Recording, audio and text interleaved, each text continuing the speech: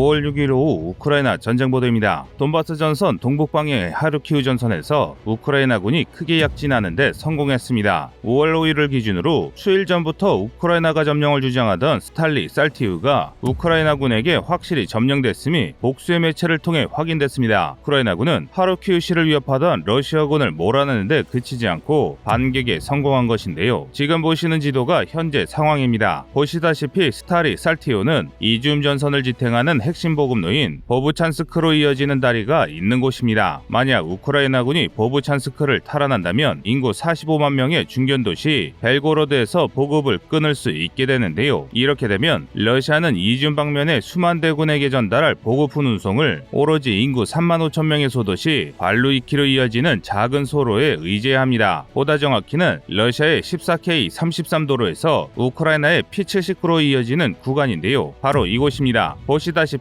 좌우측에 각기 한 대 차량이 통행할 수 있는 굉장히 작은 도로인데요. 사실 보브찬스크로 이어지는 14K 46도로 역시 마찬가지이긴 합니다. 하지만 두 도로 사이에는 큰 차이가 있습니다. 바로 배후 도시의 보급 역량인데요. 인구 3만 5천 명의 발루이키에는 존재하지 않는 대규모 유류 저장고와 탄약 등 물자를 저장할 수 있는 대형 창고가 벨고로드에 있습니다. 바꿔 말하면 러시아가 전쟁 전에 비축해둔 대부분의 물자가 벨고로드에 집적되어 있다는 것인데요. 따라서 벨고로드와 보급이 끊긴 러시아 이즘 방면군의 상황이 더 악화될 게 불보듯 뻔합니다. 이 문제를 해결하기 위해 현재 러시아군이 이지움 동쪽 오스킬각 인근에서 연결 작전을 수행 중인데요. 그런데 그다지 성공적이지 못합니다. 보시다시피 돈바스 공세가 개시된 지 3주가 다 되어감에도 불구하고 강동안의 점령에 실패해 보급로를 확보하지 못했습니다. 이로 인해 이지움 방면군의 진격이 완전히 돈자됐습니다. 지금 보시는 지도는 이지움 남쪽의 전황인데요. 베이지색이 시가지고 초록색이 숲, 하얀색이 평야입니다. 그런데 지도상으로 알 수 있듯이 러시아군의 진격은 공세 3주차인 지금까지 숲조차 돌파하지 못했습니다. 즉 주요 도시로는 접근조차 못하고 있는 상황인데요. 이런 상황에 후방 보급마저 차단되고 있는 것입니다. 이는 전형적인 공말 종세 이후 역포위의 징조입니다. 간단히 말해 공격력을 상실한 침공군이 역으로 포위당해 전멸당하기 직전의 모습이란 것이죠. 솔직히 러시아군이 왜 아직도 군을 물리지 않는지 납득이 가지 않습니다. 이뿐만이 아닙니다. 스탈리 살티우를 장악한 이상 우크라이나군은 지난 반격작전에서 큰 손실을 입은 채 패퇴했던 하르키우 북방의 코자차로판을 재공격할 수 있게 됐습니다. 스탈리 살티우를 사이에 두고 러시아군이 분단된다면 각계격파가 가능해졌기 때문인데요. 이에 따라 세베르스키 도네츠강 서쪽의 모든 영토에서 러시아군을 몰아낼 수 있는 상황입니다. 전쟁 초부터 모집된 우크라이나 예비군 중 상당수가 아직 훈련 중인 상황에서 이 정도 성과를 거뒀다는 게 굉장히 놀라운데요. 반면 러시아군은 한심하기 그지없습니다. 포파스나 세베르, 도네츠크, 르비조네 등 돈바스 전선의 핵심 도시들 중 단 하나의 도시도 함락하지 못했습니다. 좀 더 상세히 살펴보면 더 참담한데요. 세베르, 도네츠크 전선에서는 거의 2개월째 공략 중인 루비조네조차 점령하지 못했으며 포파스나 전선에서는 포파스나 졸로테, 니즈니 전선을 뚫지 못한 채 돈바스 반군만 상실했습니다. 심지어 러시아가 완전히 점령했다고 주장한 얀필에서 아직도 교전이 진행 중이라는 소식이 등장했는데요. 이런 상황에서 5월 9일까지 돈바스를 점령해 승리를 선언하는 것은 고사하고 지금 당장 군을 물리더라도 우크라이나의 반격작전을 막을 수 있을지 의문입니다. 저녁 보도에서는 자포리자, 마리우폴이 위치한 돈바스 남부와 헤르손 전선의 상황에 대해 전해드리겠습니다. 이상 꺼리투브였습니다.